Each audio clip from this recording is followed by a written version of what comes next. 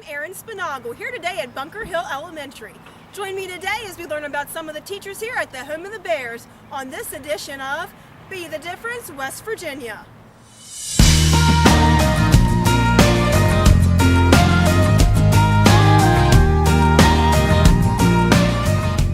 We're here with Chris Marion. He's a third grade teacher here at Bunker Hill Elementary. Hi Chris, how are you? Good, thanks. Well, tell me a little bit about yourself. I'm the father of four. I have an 8-year-old, 6-year-old, 3-year-old, and a 1-year-old. Now, Three have boys you and a always girl. taught here in Berkeley County? For 4 years. My first 10 years was in Virginia in a small private school. Are you originally from this area? Yes, I was born and raised in Berkeley County. What made you decide to become a teacher? Well, I love working with children and teaching them things and seeing when they learn new things, see the light bulb come on. I really enjoy that. And it's just such a fun job. Every day it brings new things. Let's talk about your classroom. Tell me about some of the things that you do in your classroom to get your students excited about learning. Well, we like to do a lot of interactive games and tic-tac-toe, sparkle, different things to get them up and involved. And with technology, you can do so many games on the computer and on the PowerPoint.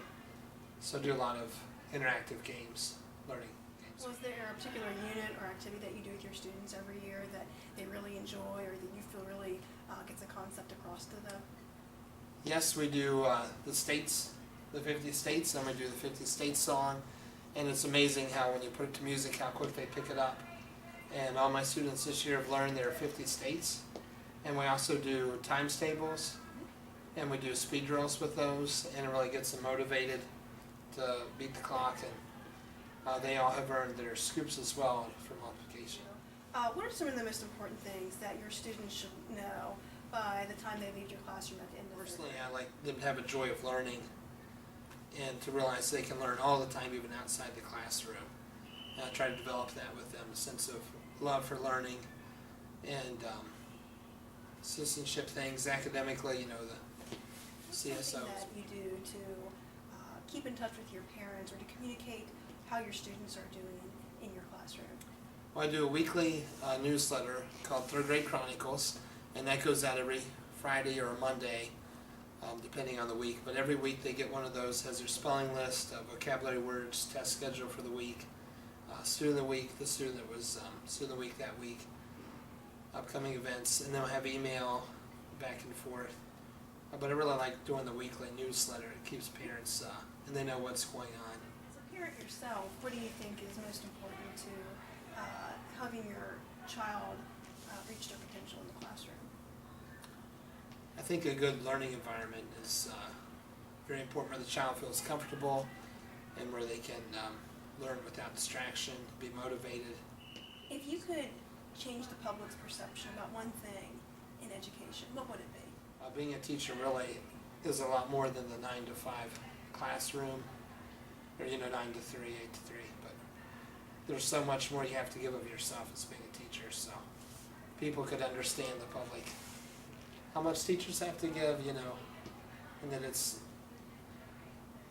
a lifetime spent with the kids. We're here with Rikki Higgins. She teaches second grade here at Bunker Hill Elementary. Hi Rikki, how are you? I'm good, thank you. How are you, Erin? I'm well. Well, tell me a little bit about yourself. I just turned 30 years old. I've been teaching here in the county for 8 years. This is my first year in second grade. I taught 5th. I come from a big family. I have 4 siblings and 7 nieces and nephews. Wow. So I'm a pretty big family person, and I'm from Pennsylvania.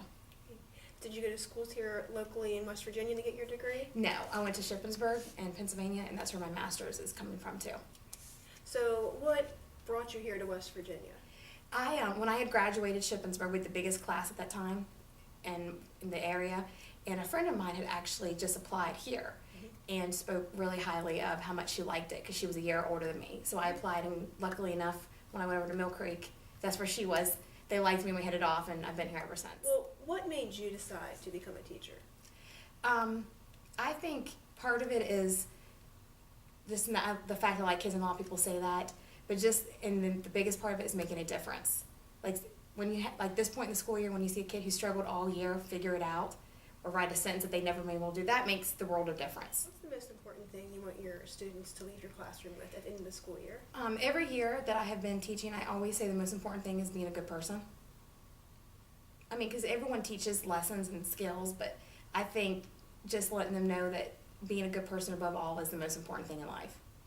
So I always try to make sure that they know that. Please and thank you, how to treat others, helping out with people. I think that means more than being able to solve a math problem. Well, let's talk about your classroom. How do you get your students excited and engaged in the things you need to teach them to be successful second graders? Through me. Like I always am like, guess what we're gonna do today? Because I think kids need that. Because I think if you come up in your monotone, you're just like, okay, we're gonna do multiplication today. Kids feed off that. They know who's excited, and they pick up on. I mean, little kids pick up on mannerisms more than any other type of person I know. Kids are really good about that. So I think my enthusiasm and showing that it's important to me makes it important to them. Is there a certain lesson or activity that you do with your students every year or just this year that they have really enjoyed or really helped them understand the concept? We actually have been working on writing, the Common Core writing standards, and I found this Common Core writing packet. And every Friday we do it. At first they were like, oh, no. But now they're like asking me for them because they're reading the passages, it's on nonfiction, and they have to respond back with the questions. They love it. They ask me for it. You haven't always taught second grade. You taught fifth grade before. Yes. How did having that experience as a fifth grade teacher help you when you needed to teach second graders what they needed to know for the next grade level? You know what? It was all based on knowing what the acuity was asking for in West Test, knowing that the kids needed to be able to read graphs, and knowing how to read word problems and being able to write sentences and with transitions. That has really helped me with these guys because I know what, as they get older, what the levels of expectations are. Because fifth grade's the highest before they hit middle. So knowing what they need to know for that last year in elementary, technically, it really did help. And I was able to share with my teammates too, and that helped them. Because sometimes you don't know unless you talk to another grade level. So what would you say is your favorite thing about being a teacher? Growing throughout the school year and as they grow up, especially in this end of the county, when I taught fifth, I see a lot of my kids that are seniors now or have just started college, and letting them see, like, they still get excited when they see me. I think that is one of my biggest and most favorite things in life. Like, when they see me out in parking lots, they wave, they see me in Target, they get excited. That means a lot to me. I mean, if they're still remembering you that many years later and they still get excited, I think that says something. Well, how are you involved in activities here at Bunker Hill Elementary or within Berkeley County outside of the traditional school day? The last couple of years, especially, I have been on the leadership and learning team with the county. I have done some of the Common Core trainings when I taught fifth grade. I've been involved in PTA. I've been the wellness coordinator. And I always try to make sure I go to community events with the kids, like the Relay for Life. I try to go to sporting events because I think image is everything. And when parents and other coworkers and stuff see you out and about and that you're making an effort, I think that makes a difference.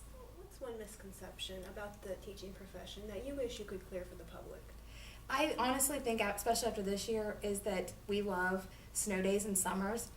You know, we're human. We do like our days off, but they're forgetting that most good teachers, like all those snow days, I was panicking. I was like, I have things I got to get done with these guys.